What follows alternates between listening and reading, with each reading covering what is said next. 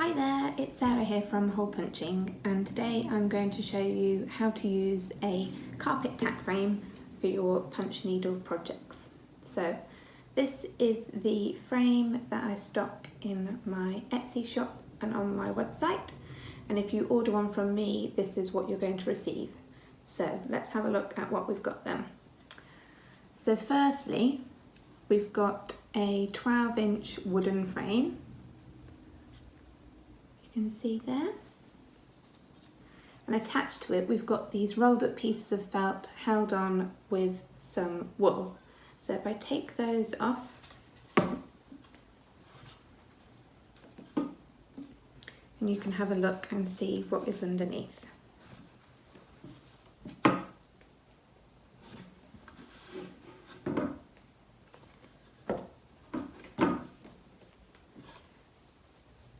Okay. So here we have our carpet tack frame or carpet gripper frame, and you can see that this is attached on the outside edge of the wood, and I don't know if you can see here, but the needles are pointing away, well, the tacks are pointing away from the frame, and that's going to help with the stretching of the monk's cloth. So this is a 12-inch frame, and today I'm going to stretch a piece of monk's cloth on it as if I was going to use it for a punch needle project. Okay, so here we have our carpet tack frame. Okay, so here I have my piece of monk's cloth.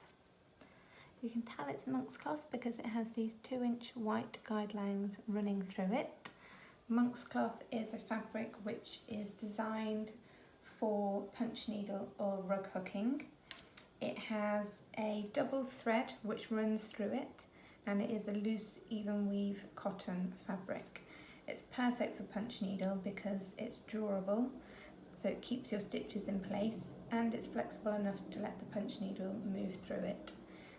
Also, it allows you to frog it, which means pull out your work and start again, which I think as a beginner is very important. So, I'm going to place my fabric roughly over my frame, and now I'm going to start to tighten it.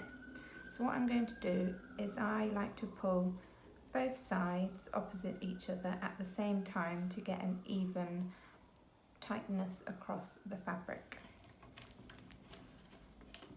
I'm going to start pulling my fabric to tighten it.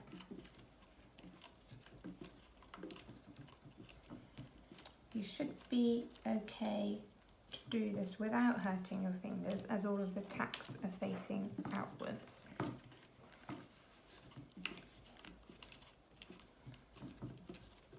Okay, and then I'm going to go down the other two sides.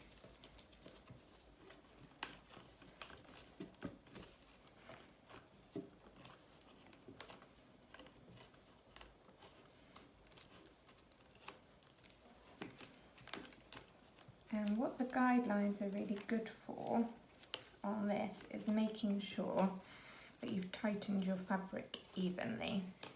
So normally you would have drawn your design on the fabric first, and then the lines will help you to see that you've tightened your fabric evenly and that your design has stayed the right shape. So I went round once, and I'm going to go around again and just see if I can get this a little bit tighter, because for punch needle you want your fabric to be as tight as possible. It's going to enable your punch needle to move through the fabric at a more smooth rate. So then we're going to turn it round again. I think the benefit of pulling both at the same time means if you're at a point where one of your tacks is missing, because that's sometimes happens with carpet gripper, hopefully the other side will then compensate for it.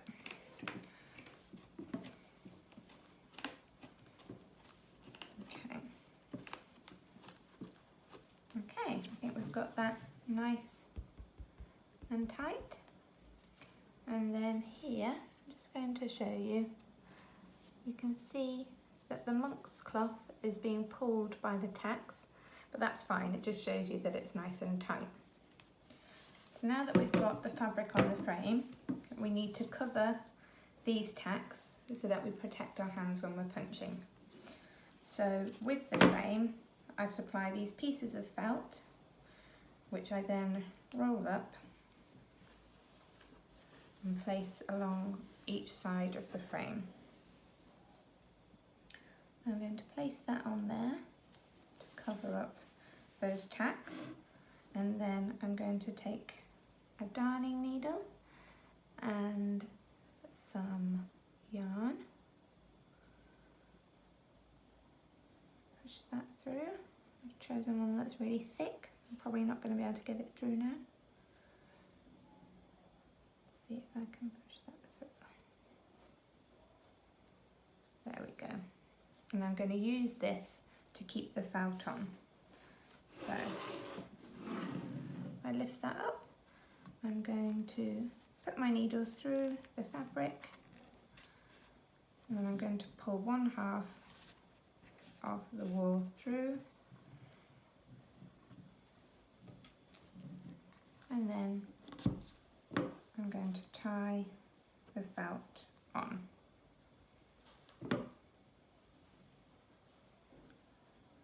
So I'm going to go around and do this roll 4 sides. You can use anything really to protect your hands. I've tried using strips of carpet because I thought it's a carpet tack frame. Would be good to use some carpet as well, but that ends up fraying and making quite a bit of a mess. If you've got like some old bits of fabric, that'd be fine. You just got to make sure that the fabric is thick enough to protect you from the tacks.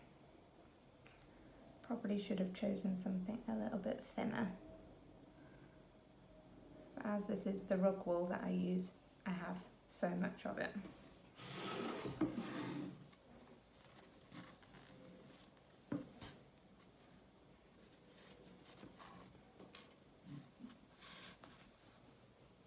You can also put more bits of wool around to secure this if you want to. I've only put 4 bits in with each pack, but you could probably double up on each side if you wanted to.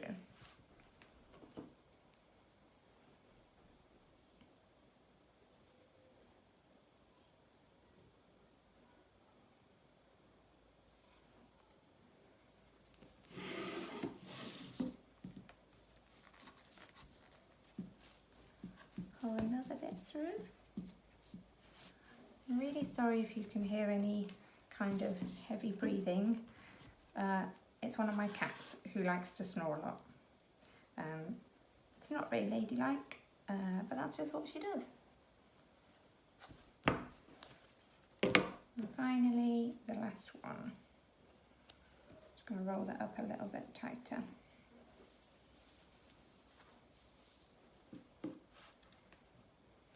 Okay. Get this last one on, and then you can see the frame complete.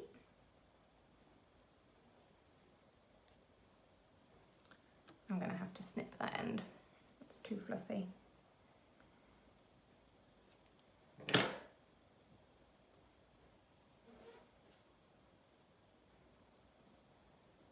There we go, through the needle, and then the last one.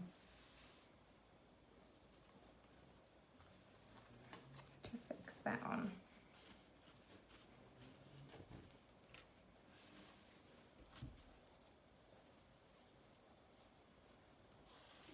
Okay. I should have mentioned at the start as well, the piece of monk's cloth I've been using has got masking tape around the edge just to stop it from fraying. So there we go. Carpet tack frame is fully covered and ready for punching. Okay, thanks so much for watching my carpet tack frame video. Here we are, all ready to be punched on. In my next video, I'll show you how to use one of the adjustable punch needles that I stock in my shop. Thanks so much, bye.